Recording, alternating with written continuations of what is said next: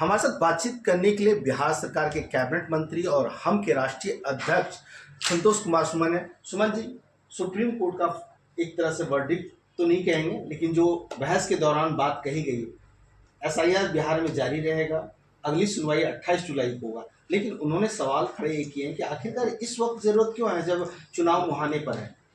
हाँ, ठीक है। माननीय न्यायालय का जो डायरेक्शन है, जो उनका जो वर्डिक्ट है, वर्डिक्ट नहीं अभी तो ऑनगोइंग है, जो डायरेक्शन उन्होंने दिया है उस पर हम लोग सम्मान करते हैं और हम सबको मानना है क्योंकि संवैधानिक दायरे में हम लोग बंधे हुए हैं।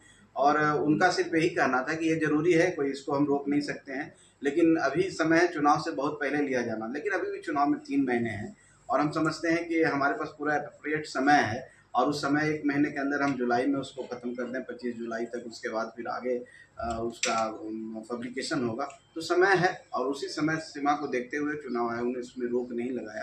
कुछ अपने तरफ से उन्होंने सजेशन दिया, जो वोटर लिस्ट की बात हो, चाहे राशन कार्ड की बात हो, चाहे आधार कार्ड के बाद हो, जो भ्रम की स्थिति फैला हुआ था। हम समझते हैं कि ग्राउंड स्तर पर खास करके विपक्ष के लोगों के द्वारा कि बहुत लोगों का नाम कट जाएगा, लेकिन ये स्पष्ट है कि बाबा साहब भीमराव अम्बेडकर ने हम सबको संविधान दिया और संविधान के आर्टिकल 326 के अनुसार जो भी एलिजिबल लोग हैं, 18 साल से ऊपर के लोग हैं, वो एज ए वोटर रह सकते हैं, उनको कोई नहीं रोक सकता है। हमारा फंडामेंटल अधिकार है। और ये रिवीजन के बाद, रेक्टिफिकेशन के बाद भी अगर कोई एलिजिबल वोटर रुकते हैं तो निश्चित तौर पर उनको अधिकार है रेमेडीज लेने के लिए, कॉन्स्टिट्यूशनल रेमेडी लिए। तो बाद में भी संविधान उनको अलाउ करता है, सुप्रीम कोर्ट उसके पक्ष में फैसला दे। इसलिए एक गलती नहीं होगी, इतनी बड़ी संस्था है और एक व्यक्ति का नाम नहीं कटेगा। हम लोग भी बड़ी जवाबदेही के साथ और जिम्मेवारी के साथ बोलते हैं।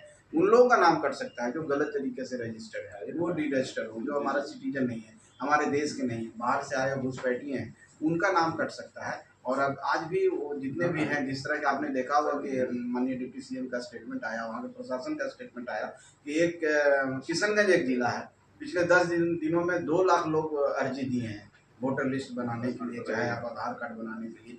कितनी तेज गति, ये सब पर तो जांच होनी चाहिए। इसी के जांच, इसी के रेटिफिकेशन के लिए चुनाव आयोग का ऐतिहासिक फैसला है और माननीय सुप्रीम कोर्ट ने इसको जारी रखने का आदेश दिया है। हम इस फैसले का स्वागत करते हैं और माननीय न्यायालय को धन्यवाद देते हैं। हम समझते हैं कि जनता की जीत है और गरीबों की जीत है। लेकिन ये जीत दूसरे के पेट में दर्द हो रहा है। कल पटना में हमने देखा, राहुल गांधी हो, तेजस्वी यादव हो, सभी लोग एक मंच पर नजर आए। देखिए, जब खिलाड़ी कोई खेल खेलने के लिए सक्षम नहीं, जो टीम, तो बोरो प्लेयर लाता है। बिहार में जो स्थिति है, बिहार का जो गणित है, बिहार के लोगों, मतदाताओं का जो मूड है, वो एनडीए के सरकार के प्रति और उनके जो सपोर्टर हैं उग्र प्रवृत्ति के हैं और वो देख रहे हैं कि हम बहुत सिमटे हुए हैं, बहुत कम संख्या में, और हम इस तरह से लोकतंत्र के इस बैलेट ईवीएम मशीन से जीत नहीं सकते हैं।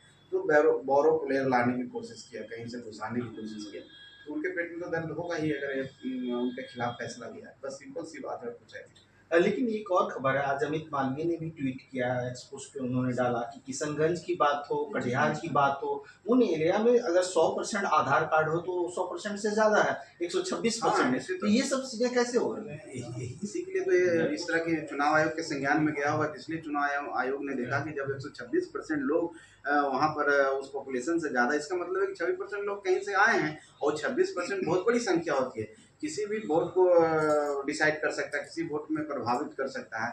तो हम समझते हैं कि लोकतंत्र में जनतंत्र का वोट का प्रभावित होना डेमोक्रेसी के लिए खतरनाक है। इसी के लिए किया गया और इसमें सुधार होना है। प्रशासन की कड़ी नज़र है और गृह मंत्रालय का भी नज़र है। निश्चित तौर पर सब लोग छट जाएंगे और जो जेन्युइन वोटर होंगे, जेन्युइन लोग होंगे, वो रहेंगे, उनको कोई नहीं छाट सकता। चलिए, आपका बहुत बहुत धन्यवाद। मनोहर केसरी, इंडिया न्यूज़, दिल्ली।